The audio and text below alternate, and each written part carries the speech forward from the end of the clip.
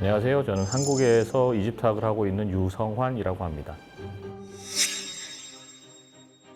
파라오가 나일강에서 자위를 했다 뭐 이런 그 말들이 나오는 이유가 이집트의 신들 중에서는 성기가 발기한 채 묘사되는 신들이 있습니다. 가장 대표적인 신이 이제 풍요의 신 민 같은 신이거든요. 이집트어로는 메누라고 하고 그냥 일반적으로 민이라고 하는 신이 있는데 그 신이 남성의 생식력을 상징하는 신이에요. 땅의 풍요까지 다 관장하는 신이거든요. 그러니까 이제 그런 신들은 언제나 발기를 해서 풍요가 보장된다라는 걸 이제 보여주기 위한 일종의 도상이라고 보시면 됩니다.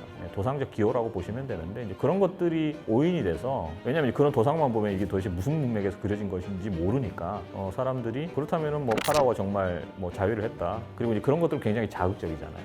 근데 이집트가 사실 이제 그렇게 문란한 사회는 아니었습니다. 예, 맞습니다. 육상동물을 타지 않은 이유는 일단 탈 수 있는 육상동물 자체가 많이 없었어요. 그러니까 이제 말 같은 경우는 뭐 기원전 한 1200년경쯤에 이집트에 도입이 됐는데 그때도 뭐 말 등을 바로 탈 수는 없는 상황이었고요. 대개는 전투에서 전차를 모는데 말이 사용이 됐고 낙타는 그거보다 훨씬 뒤에 도입이 됐다고 보시면 돼요. 지금은 뭐 이집트 하면 떠오르는 동물이 낙타인데 낙타나 기원전 800년경 이후에 이집트에 들어오게 됐고요. 왜냐하면 이집트는 나일강이 있기 때문에 배를 타면 자기가 원하는 대로 이제 손쉽게 갈 수가 있었습니다. 그래서 이제 굳이 동물을 탈 필요도 없었고 그다음에 동물 탈 수 있는 동물 자체도 많이 없었기 때문에 고대 이집트인들이 이제 생활상을 묘사한 장면을 보면은 동물을 타고 나오는 모습은 거의 보이지 않습니다. 도로도 별로 그렇게 많지 않았고요. 주로 강을 이용해서 뭐 도시를 다닌다거나 물건을 옮긴다거나 이렇게 생활하셨다고 보시면 됩니다. 예, 배는 엄청나게 많이 제작이 됐고 자신들이 배를 타고 다녔기 때문에 자신들이 숭배하는 신들도 천상에서 배를 타고 다닌다고 생각을 했고요. 그 다음에 이제 왕이나 귀족들은 당연히 전용 범선이 있었고 일반인들도 뭐 소형 배 아니면은 이제 갈대 같은 것을 엮어서 만든 배 이런 것들을 타고 다녔고요. 그리고 이제 물건을 실른다거나 뭐 강을 건넌다거나 이럴 때 이제 배가 광범위하게 활용됐죠. 자동차 같은 개념. 예, 거의 자동차하고 똑같다고 보시면 돼요.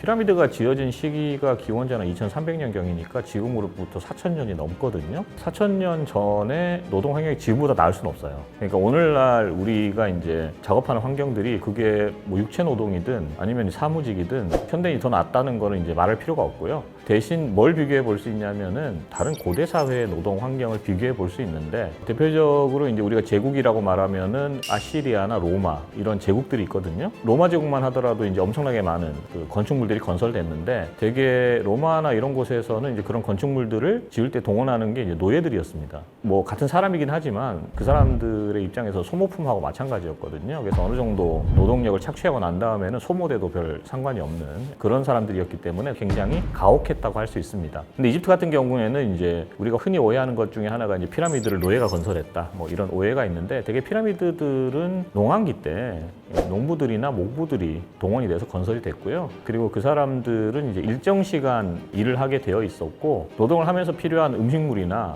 음료라든가 이런 거 다 제공받았고요. 그다음 노동이 끝나고 난 다음에 운임도 받은 것으로 알려져 있습니다. 그러니까 그런 면에서 보자면은 다른 고대 사회에 비해서 노동 환경이 비교적으로 나았다고는 말씀드릴 수 있고요. 현대하고 비교하는 것은 좀 무리가 있을 것 같습니다. 노예가 있긴 했는데 우리가 알고 있는 노예 하면은 이제 조선시대 노비라든가 아니면 로마시대 노예라든가 이런 노예들을 생각하게 되는데 이집트나 메소포타미아 같은 서아시아에서의 노예는 두 가지 정도가 있습니다. 이제 하나는 전쟁하다가 이제 전쟁에서 잡혀온 전쟁포로들이 노예가 되는 경우가 있고요. 그다음 두 번째는 이제 돈을 빌렸는데 그 채무를 갚지 못해서 노예가 되는 채무 노예들이 있었어요. 이 두 종류의 이제 노예가 가장 대표적인 노예 계층이라고 할 수 있는데 전쟁포로들은 좀 그 상황이 가혹했다고 보시면 됩니다. 왜냐하면 이제 외국인이고 자신의 그룹의 적대적인 사람들이었었기 때문에 포로가 되고 난 다음에는 되게 이제 가장 힘든 작업장으로 보내지는 경향이 있었어요. 그래서 이제 왕의 직할 농지에서 뭐 노동을 한다거나 채석장이나 광산 같이 지금도 이제 굉장히 노동 강도가 이제 높은 곳이죠. 이제 그런 곳에 보내져 가지고 일을 한다거나 그거 말고 이제 채무 노예들, 그러니까 같은 이집트인인데 아니면은 뭐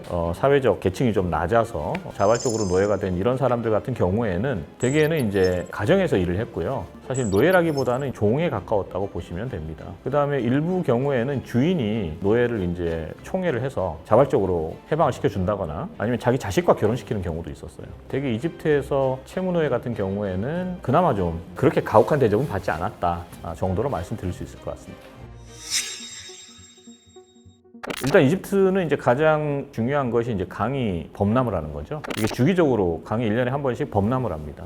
되게 이제 7월 중순쯤에 강물이 불어나기 시작해가지고 9월까지 이제 강물이 농경지를 다 뒤덮을 정도로 범람을 하고 그리고 난 다음에 이제 물이 빠지면은 그때 씨를 뿌리고 농사를 짓기 시작했거든요. 밭을 간다거나 할 때 우리도 옛날에 사용했던 뭐 쟁기라든가 이런 것들을 이제 사용을 해서 밭을 갈고 씨를 뿌리고 작물을 이제 기르고 했는데 우리 전근대 시대에 농부들이 했던 것과 거의 유사하게 농업 활동을 했다라고 이제 생각을 하시면 되겠습니다.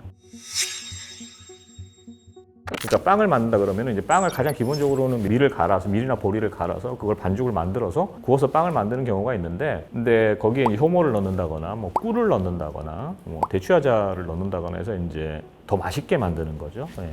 그런 경우가 많았고 그다음에 이 사람들이 이제 주식이 빵과 맥주예요. 그래서 맥주라고 이제 하면 우리가 현대인들이 마시는 맥주라고 생각하는데 이제 그런 게 아니라 마찬가지로 이제 보리를 도우 모양으로 만듭니다. 그거를 이제 자연적으로 발효를 시켜요. 그리고 난 다음에 그걸 물에 넣어가지고 다시 한번 이제 발효를 시켜서 만드는데 그러면은 굉장히 탁하고 걸쭉한 음료가 돼요.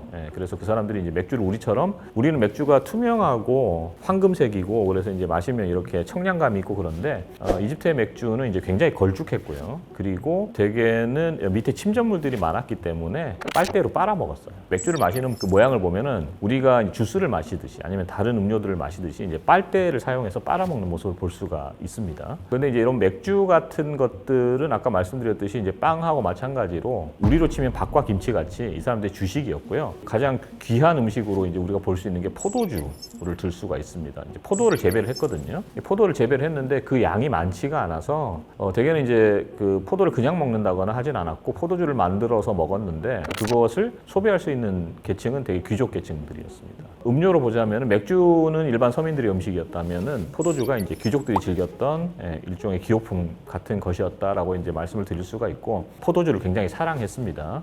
그래서 뭐 시리아 팔레스타인 지역이나 이런 지역에서 이제 포도주를 수입해서 먹기도 했습니다. 그리고 이제 수입된 과일 중에 하나가 올리브라고 할 수 있습니다. 이집트인들이 올리브를 굉장히 좋아했거든요. 근데 이제 이집트에서 올리브가 생산되긴 하지만 올리브는 이제 지중해성 기후에서 자라기 때문에 대부분 수입을 해야 됐는데 그래서 아마도 귀한 음식이라 그러면 포도주하고 올리브 정도를 들 수가 있을 겁니다. 근데 지금은 뭐 포도주하고 올리브는 대중적인 음식이 됐죠. 이집트에서도.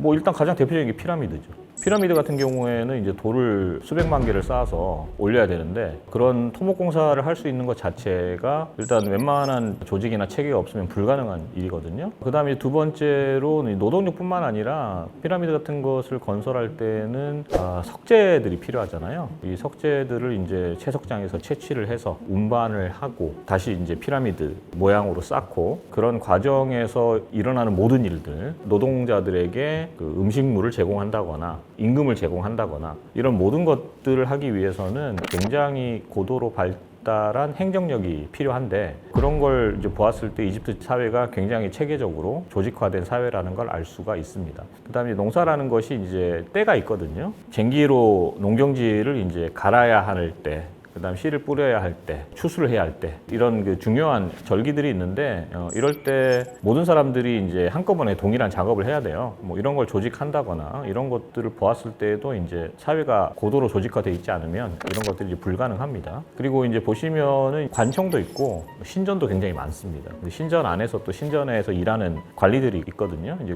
그런 관리들을 우리가 신관이라고 부르는데 그런 신관들은 이제 처음에는 교대 근무를 했었습니다. 그래서 조를 짜서 교대 근무를 했는데 업무를 인수인계한다거나 아니면은 자기가 받은 물품의 그 수량이 이상이 없다거나 이런 것들 다 기록으로 남겼습니다. 그래서 그 사람들이 건축물을 짓는다거나 농사를 짓는다거나 아니면은 행정 업무를 본다거나 그것에 관련한 이제 엄청나게 많은 기록물들 남겼다는 것을 이제 고려를 했을 때 사회가 굉장히 촘촘하게 조직돼 있었다는 걸 알 수가 있습니다.